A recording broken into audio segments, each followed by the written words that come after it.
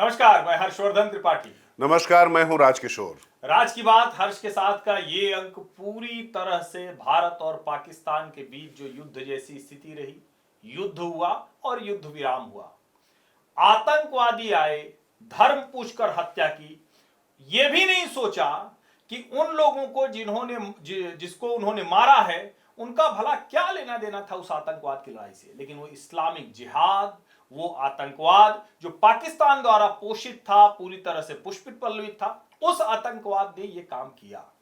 और उसके बाद क्या क्या हुआ वो पूरी कहानी हमारे सामने दिखी 22 अप्रैल से लेकर। और जब अचानक एक छोटा सा पोस्ट आता है और पूरा भारत थोड़ा आश्चर्य में पड़ जाता है, थोड़ा पीड़ा में भी होता है, थोड़ी निराशा भी होती है। बिल्कुल। जब और डोनाल्ड ट्रंप की उस पोस्ट ने भारतवासियों को चौंकाया, क्योंकि हम 6-7 की रात, 7-8 की रात, 8-9 की रात, 9-10 की रात, तो वो 10 वाली रात होती उससे पहले ही ये खेल हो गया। तो ये हुआ क्या? क्या सचमुच भारत ने कुछ गलत समझौता कर लिया, या इस समझौते की जरूरत थी पाकिस्तान को हमसे ज्यादा? पाकिस्तान पिटा हुआ था, जिसको कहते हैं ना कि अपना मुंह पीट के गाल लाल कर रहा था। इस सब पर बात करेंगे और इसके इर्द गिर्द जो अब राजनीति होने वाली है, बिल्कुल, उसकी भी बात करेंगे। दरअसल होता क्या है कि जब इस तरीके की परिस्थितियां होती हैं तो पहले तो क्या होता है कि किस तरीके से इंफॉर्मेशन जो है, सूचना कैसे आगे जा रही है, कौन लोग लेके जा रहे हैं, और सूचना की लड़ाई बड़ी महत्वपूर्ण हो जाती है हर्षवर्धन। और मुझे लगता है कि अगर हम सैनिक क्षमता की बात करें, राजनीतिक नेतृत्व की बात करें, तो इस लिहाज से तो ये मानना पड़ेगा कि जो हमने हासिल किया इस पूरे पहलगाम की आतंकी घटना के बाद, हमने पूरा लैंडस्केप चेंज कर दिया, कई मानदंड बदल दिए। पहला मानदंड तो ये बदला कि सिर्फ आतंकवादी ही नहीं, आतंकवादी के आका। दूसरा सबसे महत्वपूर्ण कि अब तक जो लड़ाई एलओसी यानी लाइन ऑफ कंट्रोल क्रॉस नहीं करते थे, वो तो आप जाने दीजिए, हमने इंटरनेशनल बॉर्डर क्रॉस किया। और वहां पर जो ठिकाने थे उनके, वहां पर नेस्तनाबूद के, और एक साथ 26/11 के साथ साथ में संसद पर हमले, पुलवामा, तमाम जो घटनाएं चली आ रही थी उनके मास्टरमाइंडों को वहीं पर ध्वस्त किया। और यकीन मानिए जो वहां से तस्वीरें आ रही, इतना सटीक और इतना विध्वंसक हमारा हमला था कि वो गाजा पट्टी से ज्यादा बुरी तरीके से वहां पर बिखर कर रह गए। इसके बाद हमने घुसकर मारा, फिर उसके बाद घुसने नहीं दिया। ये हमारी सैनिक क्षमता की जो अद्वितीय सफलता थी। इसको आप मानकर चलिए कि जब यूक्रेन, रसिया और साथ ही इजराइल और फिलिस्तीन, इनके युद्ध के बीच में भी इस तरीके का डिफेंसिव सिस्टम नहीं। उसके बाद हमने पाकिस्तान का एयर डिफेंस सिस्टम भी ध्वस्त किया। और तो और जाने दीजिए, उनके ड्रोन्स यहां पर नहीं आ पाए, उनकी मिसाइल हक और फतेह को भी हमने अपनी सरजमी को नहीं छूने दिया।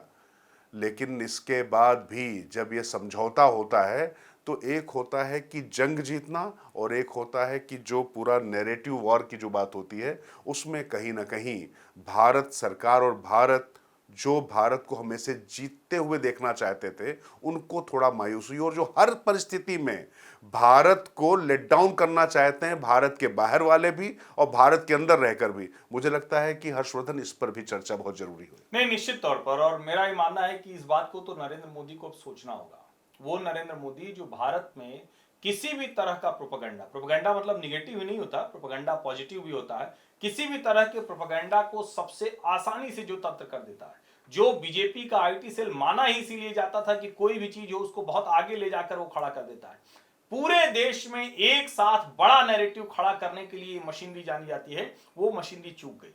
हम इतनी बड़ी जीत हासिल करते हैं, 9 आतंकवादी ठिकाने, वो आतंकवादी ठिकाने जो भारत और पाकिस्तान के बीच में जो एलओसी है उससे 100 किलोमीटर तक भीतर है। 100 किलोमीटर भीतर हम मारते हैं, पूरी तरह से ध्वस्त करते हैं। मसूद अजहर का पूरा परिवार खत्म होता है। रऊफ अजहर जो कंधार का साजिश करता मास्टरमाइंड था, वो खत्म होता है। मसूद अजहर रोता है कि हम भी मर गए होते इसमें तो अच्छा अबू जिंदाल तक मरता है। अबू जिंदाल मर जाता है। और इस सब के बावजूद हम उस तरह से इसको पेश नहीं कर पाए। क्या हमारी जो कम्युनिकेशन स्ट्रेटेजी थी वो फेल हुई है? तो मैं कहूंगा बिल्कुल फेल हुई है। लेकिन एक उसका दूसरा पहलू भी है, हमारे देश के भीतर एक बड़ा खतरनाक जो कहे ना कि नैरेटिव वार हमें लड़नी पड़ती है, दुनिया के और किसी देश को मुश्किल नहीं। हमारे पत्रकार, हमारे बुद्धिजीवी जब आतंकवादियों ने आकर धर्म पूछकर मार दिया तो उन्होंने कहा देखो ये हिंदू मुसलमान कर रहे हैं, ये धर्म पूछकर ये क्यों ये बात करना है, ये बात नहीं करना है, कोई हमारा नहीं। उसके बाद क्या कहा कि अरे कौन रोक रहा है, मारो ना, क्यों नहीं मार रहे हो। जब थोड़ा ज्यादा समय हो गया, सेना और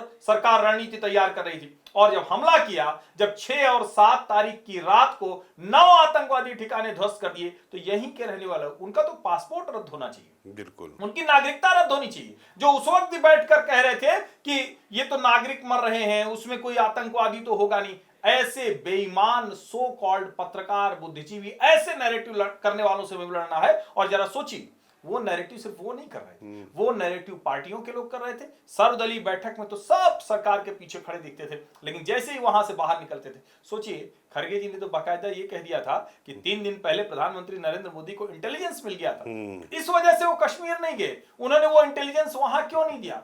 ये भी एक बड़ा फ्रंट है। लेकिन इस सब के बावजूद मैं ये बात बार बार कहूंगा कि इतनी बड़ी लड़ाई हम जीते डोनाल्ड ट्रंप के बड़बोलेपन और कहीं न कहीं हमारी जो कम्युनिकेशन स्ट्रेटजी थी। और यहां डॉक्टर एस जयशंकर को भी सवालों के घेरे में खड़ा करना होगा कि उनकी फॉरेन डिप्लोमेसी क्या थी, कि वो मैसेज, वो जो कन्वे होना चाहिए, जो कम्युनिकेशन जाना चाहिए था, वो उस तरह से नहीं जा पाया।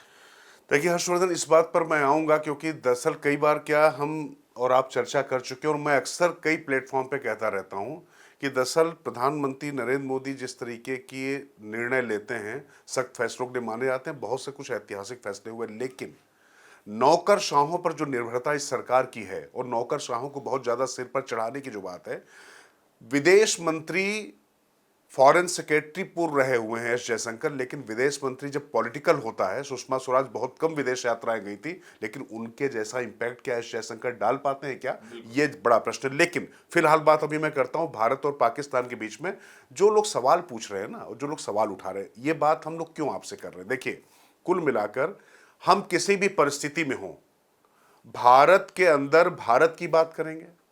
भारत को जो ह्यूमिलिएट करने वाली बात है, जो लोग उसमें ताली बजाकर खुश हो सकते हैं, तो उनके साथ तो खड़े होना दूर, उन पर तो हम थू भी नहीं करेंगे।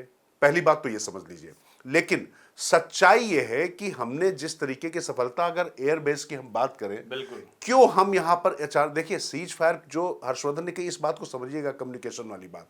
एलन डोनाल्ड अगर इसमें चाचा चौधरी ना बनते आके, तो इतनी दिक्कत नहीं थी। नहीं, अगर भारत सरकार की, भारतीय विदेश मंत्रालय, रक्षा मंत्रालय की, और इसमें तो भारत के रक्षा मंत्री को आना चाहिए था। बिल्कुल। आज वहां ब्रह्मोस फैसिलिटी का उद्घाटन करने लखनऊ गए थे, क्यों नहीं रक्षा मंत्री आकर और इस प्रेस कॉन्फ्रेंस को करते कि हमने ये किया, हमारी ये चीजें थी, ये स्थिति पहुंची, और वहां वो ये आता। अगर न्यूक्लियर थ्रेट की भी बात है तो वो भी बात किसी और हवाले से पहले आनी चाहिए। और जब पाकिस्तानी डीजीएमओ ने कहा तो वो बात तो हमें पहले बतानी चाहिए थी। ट्रंप ये तय करेगा, और ट्रंप तो बड़बोलेपन में बहुत आगे चले गए। वो तो कश्मीर को बीच में ले आए, जबकि भारत सरकार ने पूरी तरह से उसे खारिज किया है। भारत सरकार की तरफ से जो स्पेशल ब्रीफिंग रात में हुई थी, उसमें कहीं भी अमेरिका का जिक्र नहीं, लेकिन पाकिस्तान तो उसको लेकर कूद रहा है। उसका नैरेटिव तो ध्वस्त करना पड़ेगा। नहीं, बिल्कुल, मैं इसीलिए जो हुआ है घटनाक्रम, मुझे लगता है कि दर्शकों को एक बार बताना, हर्षवर्धन, बहुत जरूरी है।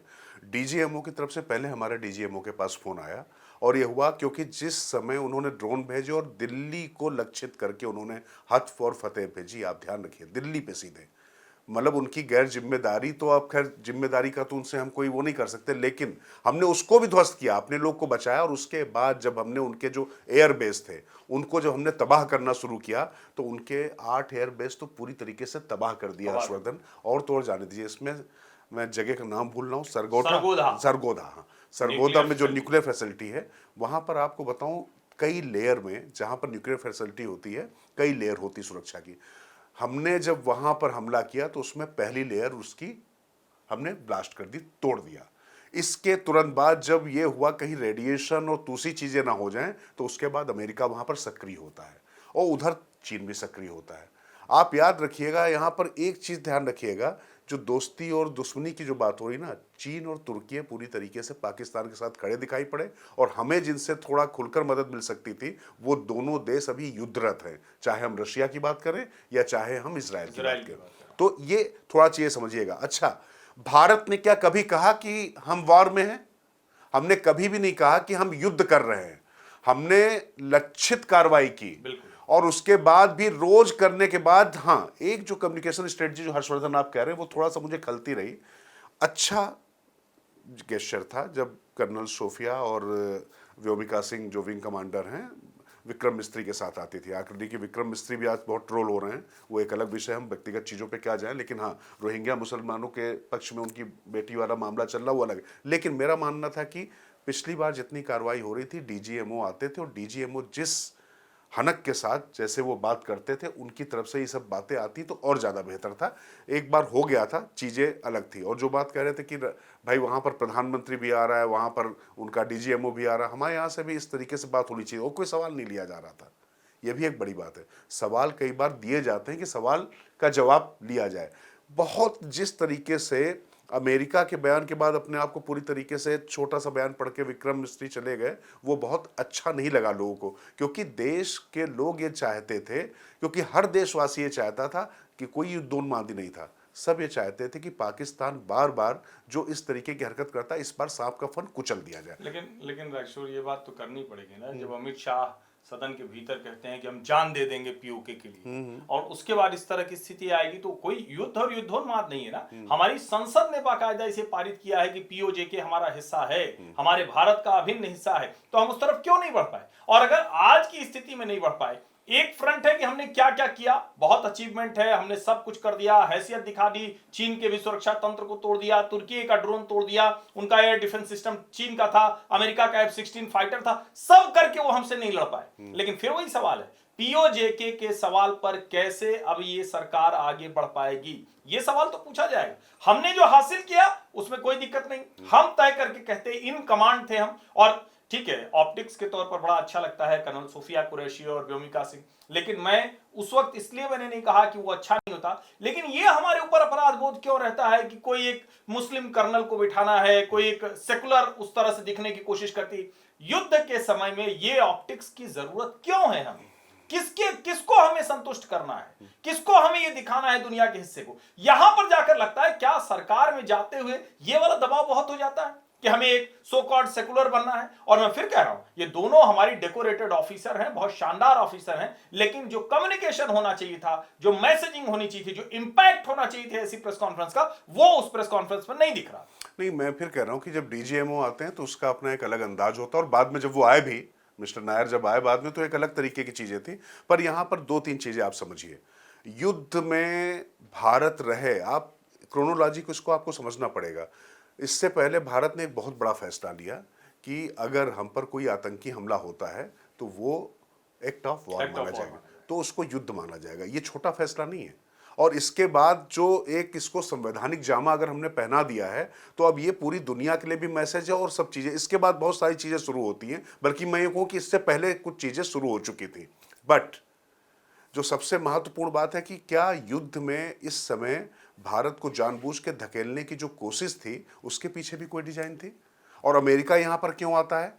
इस समय लोगों को ये बात थोड़ा सा अजीब लग सकती, पचाना मुश्किल हो सकता, क्योंकि हम वाकई पाकिस्तान जैसी जो समस्या है उसका समाधान चाहते हैं। लेकिन ये तो आप मानकर चलिए कि जिस तरीके से पाकिस्तान अभी बर्बाद हुआ है उसको मुश्किल लगेगा, अभी काफी वक्त लगेगा, और हम बहुत बढ़त पर थे। फिर यही बात आती है कि आप हर बार बढ़त लेकर फिर क्यों छोड़ देते हैं? क्या आपने फिर वैसा ही छोड़ दिया? क्या लोग इसकी तुलना करने लग गए तत्काल इंदिरा गांधी और नरेंद्र मोदी में? हालांकि इंदिरा गांधी वाला 71 का भी जो वार था हर्षवर्धन, वो कितने लंबे समय की तैयारी के बाद शैम मानेकशॉ ने लिया, और पूर्वी मोर्चे पर जो कुछ हुआ सो हुआ, लेकिन पश्चिमी मोर्चे को आज भी पाकिस्तान अपनी जीत कहता है। अभी छोड़ देते हैं अभी उसको। एक लाइन बोल रहे हैं, एक तो ये कि वो दोनों अलग अलग थे ही, उसमें आपने एक जगह विद्रोह हुआ उसको मदद कर दी, वो एक अलग चीज थी, निर्णय बड़ा था, नेतृत्व क्षमता बड़ी थी, लेकिन ये कहना और आज की स्थिति में ये युद्ध करना, दोनों का फर्क है। दूसरा क्या है कि आप 93,000 सैनिकों का सरेंडर हो गया, आत्मसमर्पण हो गया, क्या आप पाकिस्तान के कब्जे वाले कश्मीर को ले पाए? अरे अपने सैनिकों को ले पाए, अपने सैनिकों को ले पाए, तो कोई भी बार्गेन आप नहीं कर पाए। तो टेबल पे तो आप उस वक्त भी हारे थे, ऐसा नहीं कि टेबल पे उस वक्त नहीं हारे थे। और फिर मैं कह रहा हूं, पहली बार है कि इस्लामाबाद, रावलपिंडी, लाहौर, यहां का डिफेंस सिस्टम आपने तबाह किया, यहां के एयर बेसेस सियालकोट तक हम गए, तो हमें लगता है कि उपलब्धि बहुत बड़ी है। अच्छा, आपने एक बात बताई, मैं भूल रहा हूं, वहां पर मैच चल रहा था ना,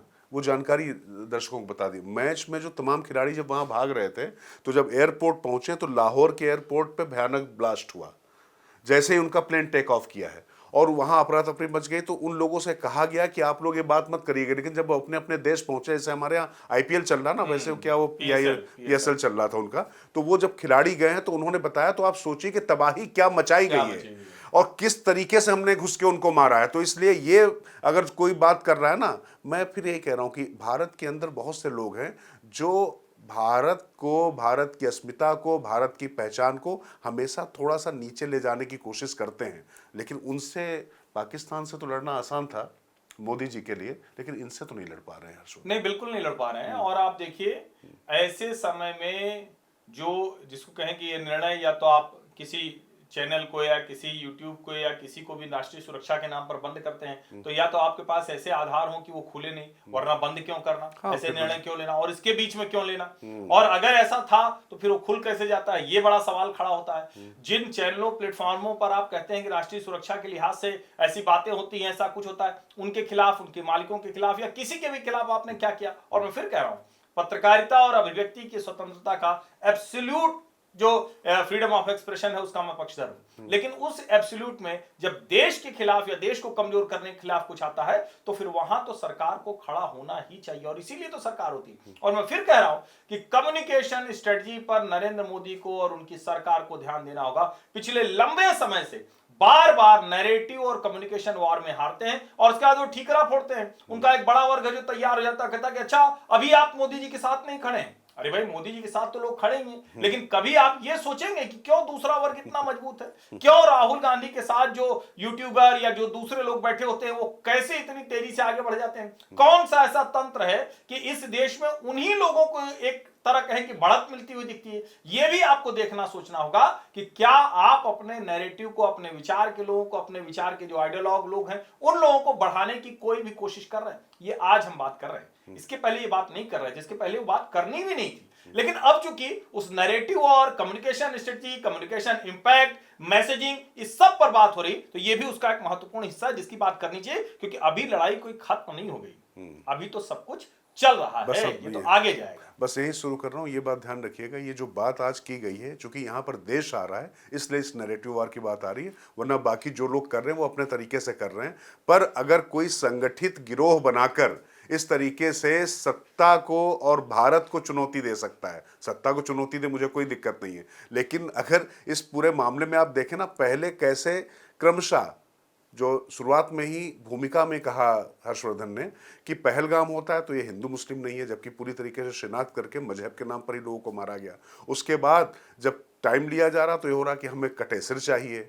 उसके बाद जैसे ही पाकिस्तान को मारना शुरू किया जाता तो डीएस्केलेट से नो टू वार, ये शुरू हो जाता है। अब उसके बाद जैसे ही ये सीज फायर होता, मतलब हमने मारा भी हर तरीके से, अपने जो लक्षित कार्रवाई थी उसको हमने पूरा पाया भी, उसके बाद भी ये लोग अब किस तरीके की बातें कर रहे हैं। और तुलना, चलिए ठीक है, आप नरेंद्र मोदी, इंदिरा गांधी की तुलना आप अपने वैचारिक लिहाज से कर लीजिए, लेकिन आप बार बार ये बताने और जताने की कोशिश कर रहे हैं कि पाकिस्तान इसमें जीत गया। मतलब वो पाकिस्तान जो अपनी किसी हार को आज तक जो है हार मानने को तैयार नहीं है, आप उसके साथ यहाँ पर खड़े होने को तैयार होते हैं, पूरे देश का मोरल डाउन करने के लिए तैयार होते हैं। एक बात ध्यान रखिएगा, युद्ध हमने कभी नहीं चाहा था और एक बार भी नहीं कहा था। मोरल विक्ट्री जैसा है ना, तो कुछ सिमिलर लगा होगा।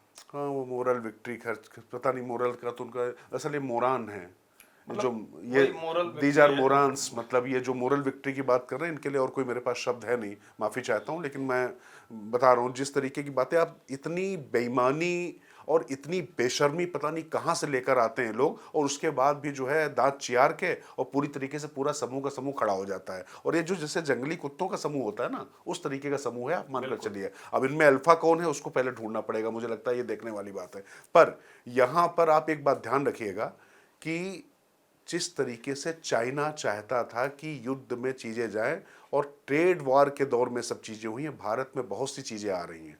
अभी युद्ध खत्म नहीं हुआ है, ये बात ध्यान रखिए। किसी भी निष्कर्ष पर पहुंचने से पहले ये ध्यान रखिएगा कि एक दिन या 2 दिन का कोई वीडियो गेम नहीं चल रहा था। हाँ, हमने जो करना था वो किया, पर जो बात हर्षवर्धन कह रहे हैं और मैं भी यही मानता हूं, सारे लोग मानते हैं कि मैसेज की इस लड़ाई में निश्चित तौर पर चूक हुई है।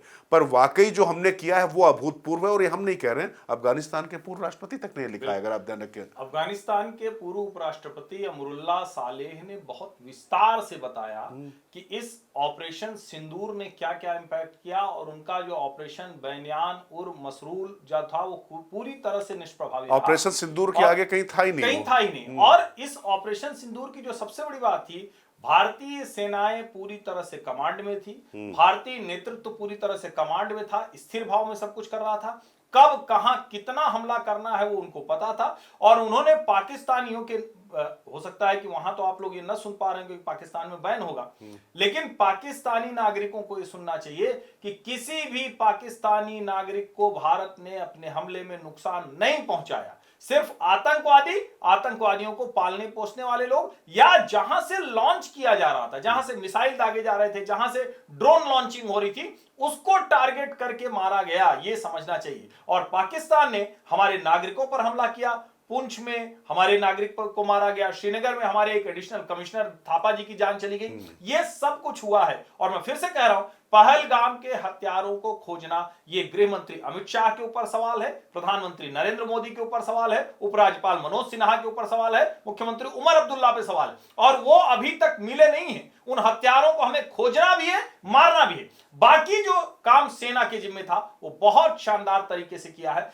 ये जो एयर डिफेंस सिस्टम उनका ध्वस्त किया है, ये जो एयरफोर्स स्टेशन उनके ध्वस्त किए हैं, ये जो लॉन्चिंग पैड उनके ध्वस्त किए हैं, ये उनको कम से कम 5 से 10 साल लगेंगे उसे तैयार करने में। और शायद यही वजह रही होगी, जो मैं इंटरनेशनल रिपोर्ट्स देख रहा हूं, शायद यही वजह रही होगी कि पाकिस्तान पगलाया बौराया सा परमाणु बटन की ओर भाग रहा होगा। और शायद अमेरिका को लगा होगा कि अब स्थिति बहुत बिगड़ जाएगी, दोनों न्यूक्लियर नेशन है। और एक बात तय समझिए, अगर पाकिस्तान ये गलती करता तो यकीन मानिए कि पाकिस्तान और दुनिया के नक्शे साफ हो जाता। लेकिन हमारे भी कुछ एक शहरों के लिए विभीषिका का वक्त होता, क्योंकि परमाणु का हमला, परमाणु बम या परमाणु का आयुध जो होता है वो बहुत खतरनाक होता है, वो पीढ़ियों तक उसको भुगतना पड़ता है। तो शायद ये एक वजह रही होगी कि दुनिया ने रोका होगा, क्योंकि 1971 में कोई परमाणु संपन्न देश नहीं था, न तो भारत न तो पाकिस्तान। ये भी एक समझना बहुत जरूरी है। और अगर आज ये ऐसा मसला नहीं होता तो शायद हम सचमुच पीओजे भी ले चुके होते और इस्लामाबाद और लाहौर पर सचमुच कब्जा कर चुके होते, सिर्फ टीवी की स्क्रीन पर आपको नहीं दिखता। और एक बात और समझिए, जो टीवी स्क्रीन पर चल रहा था वो एकदम गलत भी नहीं था। अगर आप इस्लामाबाद के नजदीक 25 किलोमीटर, इस्लामाबाद जो उनकी कैपिटल है, राजधानी है, 25 किलोमीटर की दूरी पर उनकी जो बड़ी फैसिलिटी है, मिलिट्री फैसिलिटी, उसको आप टारगेट कर लेते हैं। अगर आप रावलपिंडी का जो एक तरह से पूरा मिलिट्री का बड़ा बेस डिस्ट्रिक्ट है, वहां आप टारगेट कर लेते हैं। अगर आप लाहौर में टारगेट कर लेते हैं तो यकीन मानिए वो एक तरह से वहां पहुंचने जैसा था, क्योंकि हमने ना एलओसी पार की, ना उन्होंने एलओसी पार की थी। ये जिसको कहते हैं सीमा रेखा, उसके पार नहीं गए। लेकिन अब तो एयर टू सरफेस है, सरफेस टू सरफेस है, ड्रोन है, इतनी चीजें हैं, उससे वो युद्ध हो रहा था। और उसमें भी हम 20-21 या जहां आप कहें वहां हम भारी पड़े। चीन को भी ये समझ में आ गया कि भारत की तैयारी बहुत जबरदस्त है। नहीं, और तो और जानने दीजिए, अरेबियन सी में हमारा जो है आईएनएस विक्रांत जो है वो सिर्फ कराची से 31 नॉटिकल माइल्स की दूरी पर था, और हम 8 से 13 तारीख तक वहां पर युद्धाभ्यास कर रहे थे। उसके बाद 9 से 11 तक का युद्धाभ्यास का रखा नौसेना ने पाकिस्तान का। तो कुल मिला के हम वहां पर थे और हम हर चीज के लिए तैयार थे। जब मैं आपसे कह रहा हूं कि हम पूरी तरीके से हर चीज के लिए तैयार थे, तो आप यकीन मानिए। और हमने तैयारी ऐसे की कि हम अपने नागरिकों को कम से कम नुकसान हो, बल्कि हम 100% एक्यूरेसी रही। जो पूरा तुर्की से और चीन से जो ड्रोन पूरे आए थे पाकिस्तान को, जो भीख में मिले थे, उनको हमने यहाँ पर कबाड़ बनाकर ही गिराया। और वहाँ पर तो जो उनका जो एयर डिफेंस सिस्टम था उसके साथ जो किया सो किया। अब इस परिस्थिति में भी अगर आप सोचें, जो तमाम लोग जो बात कह रहे हैं हर्षवर्धन, हम अगर इससे आगे युद्ध में अगर जाते हुए दिखाई पड़ते, तो फिर अभी जो एप्पल कंपनियां और जो तमाम जो चीज़ें आ रही, जो बात हर्षवर्धन कह रहे थे, हम 2-3 शहरों की कीमत चुकाते, निश्चित तौर पर हमारा बहुत ज़्यादा विनाश होता, वो पूरा खत्म हो जाता। और स्थिति कई बार लगता है कि होनी चाहिए, पर एक बात ध्यान रखिएगा, लड़ाई जो है ना अभी बंद नहीं हुई। अभी भी आज अगर आप एयरफोर्स का बयान देखेंगे तो साफ साफ ये कहा गया है कि अभी कार्रवाई जारी है, ऑपरेशन जारी है। तो ये जो लोग अभी बहुत जल्दी तालियां पीटने लगे, सब करने लगे, इनको छोड़ दीजिए। नरेंद्र मोदी ने अभी इसके बाद एक बार के बाद दोबारा कुछ बोला नहीं है, बहुत सी चीज़ें चल रही। और मैं फिर कह रहा हूँ कि डोनाल्ड ट्रंप ने अगर बीच में आकर इस तरीके से जो है चाचा चौधरी बनने की कोशिश ना की होती, जिससे मैसेजिंग गलत चली गई, जबकि हुआ यह था हर्षवर्धन, पाकिस्तान को ये एक तरीके से पाकिस्तान भी अपने लिए चाह रहा था, शहबाज शरीफ, और जब आसिफ मुनीर से बात हुई तो ये भी चाह रहे थे वो लोग कि किसी भी तरीके से ये लग जाए कि अमेरिका ने बंद कराया है, जबकि डीजीएमओ पहले उनका नतमस्तक हुआ है यहाँ पर आके, जिस पर हम बात नहीं कर रहे थे कि भाई अगर तुम ड्रोन भेजोगे तो हम मिसाइल भेजोगे तुम क्या करेंगे। आप सोचिए, पाकिस्तान ने अपने नागरिकों को एयर स्पेस में डाल दिया, उनकी ढाल बनाई, ठीक हमास वाली शैली। तो आप सोचिए कि एक बात यहां पर लेकिन हर्षवर्धन कहना बहुत जरूरी है, जो लोग कहते हैं ना कि हिंदू मुसलमान नहीं है, शहबाज शरीफ ने किन मुल्कों के नाम लिए, किन लोगों के नाम लिए। वो नाम किसके ले रहे थे? तुर्की के ले रहे थे, ईरान के ले रहे थे, और सीधे सीधे कौम का नाम ले रहे थे। और जो टू नेशन थ्योरी के बाद जैसे कलमा पढ़ाकर बात की थी आसिफ मुनीर ने, वही यहाँ पर पहलगाम में हो तो ना खतरा टला है ना युद्ध टला है। तो जो लोग ताली बजा रहे हैं भारत को लेट डाउन करके, उनको लगता है कि हो गया है, तो वो खुश हो लें, लेकिन आप लास्ट लाफ हमारा ही होगा। और इसमें एक्चुअली समझ लीजिए बलूचिस्तान की लड़ाई कमजोर नहीं हुई है, बहुत मजबूत हुई और है, मजबूत हो गई और वो लड़ाई अब और आगे जाएगी। वो ऐसा नहीं है वो उन्होंने अपना झंडा जारी कर दिया, वो कह रहे हैं कि पाकिस्तान का जो दूतावास है भारत में वो हमको दे दीजिए, यूनाइटेड नेशन से वो कह रहे हैं कि हमको मंजूरी दे दीजिए देश के तौर पर। ये सब कुछ आगे बढ़ेगा, लेकिन फिर मैं कह रहा हूं भारत सरकार को और नरेंद्र मोदी को ये सोचना चाहिए कि कम्युनिकेशन वॉर में, नैरेटिव वॉर में हम क्यों पिछड़ जाते हैं। जीती हुई हारी बाजी हम टेबल पर क्यों हारते हुए दिखते हैं, क्यों हमारी कही हुई बात उस तरह से इंपैक्टफुल नहीं हो पाती, क्यों हमारे देश का बड़ा एक पत्रकारों बुद्धिजीवियों का वर्ग है जो इंटरनेशनल मीडिया में चंद डॉलर्स के लिए भारत विरोधी बातें लिखता है, भारत विरोधी नैरेटिव खड़ा करता है, भारत को युद्ध के दौरान भी कमजोर करने की कोशिश करता है, उनके खिलाफ भी हम कोई कार्रवाई नहीं कर पाते हैं। ये भी सोचने की बात है, और ये अगर इस मोर्चे पर हम कमजोर रहे तो हमेशा इस तरह से हम बाजी जीतेंगे। हमारी शानदार जीत हुई है, हमने सिर्फ 9 ठिकाने 11 एयरबेस इंफ्रास्ट्रक्चर इंस्टॉलेशन तक नहीं किया है, हमने पूरी तरह से पाकिस्तान को उसकी औकात दिखा दी है। लेकिन नैरेटिव वॉर में ऐसे लग रहा है कि जैसे अमेरिका ने सब कुछ कर दिया और हमने सिर्फ मान लिया, इतना भर हुआ, इतनी भर कहानी नहीं है।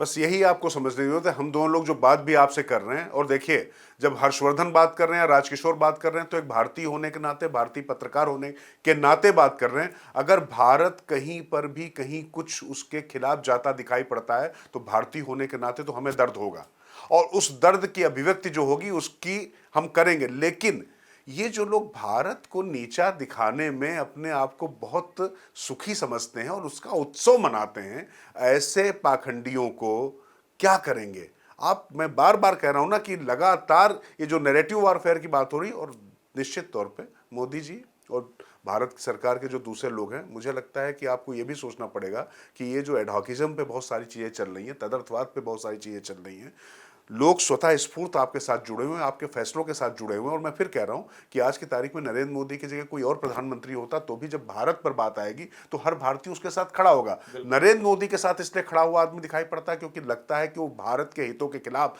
नहीं जाने देंगे। पर ये जो लोग गलत एक नैरेटिव बनाते हैं, मिस इन्फॉर्मेशन फैलाते हैं, उनको इस तरीके से मतलब खाली जाने देना, तो जिन लोगों को ये जिम्मेदारी आपने दी है, तो मुझे लगता है कि इस मामले में थोड़ा सा आपको सोचना पड़ेगा और देखना पड़ेगा कि चूक कहां पर हुई है। और भारतीय सेना, भारतीय नेतृत्व, भारतीय प्रधानमंत्री, उनके साथ हम सब, पूरा देश पूरी ताकत से खड़ा है। उन्होंने हर बार दिखाया है, इस बार भी वो करके दिखाया है कि भारत महान क्यों है, भारत एक बड़ा लोकतांत्रिक देश क्यों है, भारत की शक्ति दुनिया ने प्रदर्शन देख लिया है। और जाते जाते याद कीजिए, इजराइल का आयरन डोम हमको लगता था कि वो फिलिस्तीन के, गाजा के, हमास के जो हमले हैं वो कैसे सब निष्फल कर देता है, वो सब हमने करके दिखाया। उसकी चर्चा कम होती रही। जो हम कल्पना करते थे कि ये शक्ति हमारे पास हो, कि हमारा उस तरह से नुकसान ना हो, हम यहीं बैठे बैठे सब कर दें, यहीं बैठे बैठे 100 किलोमीटर दूर बहावलपुर में मार दिया, जैश का हेडक्वार्टर खत्म कर दिया, ध्वस्त कर दिया। उस सब की तस्वीरें तो खुद पाकिस्तानी सेना ने दिखा दी। तो आपको ये जानना चाहिए, जीत हमारी ही हुई है। फिर वही मैं कह रहा हूं, नैरेटिव वॉर हम आप भी तय करेंगे। सरकार का एक हिस्सा है, दूसरा हिस्सा हमारा है, और हमारी आपकी भी जिम्मेदारी बनती है कि भारत नैरेटिव वॉर में बिल्कुल ना हारे। बस आखिरी में इतना कहूंगा, हमेशा हमने बचपन से पढ़ा है कि मारने वाले से बचाने वाला बड़ा होता है। तो हमने जिसको मारना था मारा, क्योंकि वो मारने वाले थे, उनसे तमाम लोग को बचाया, और हमने अपने लोगों को भी बचाया। तो इससे ज़्यादा मुझे लगता कुछ कहने की जरूरत नहीं। तो जो लोग आपको कुछ भी कह रहे हैं, तो मुझे लगता है उस पर बहुत ध्यान देने की आवश्यकता नहीं है। हम जीते थे, जीते हैं, और अभी जो लंबी लड़ाई है जो अभी चल रही है उसे वो भी भी जीतेंगे। जीतेंगे। नमस्कार। धन्यवाद।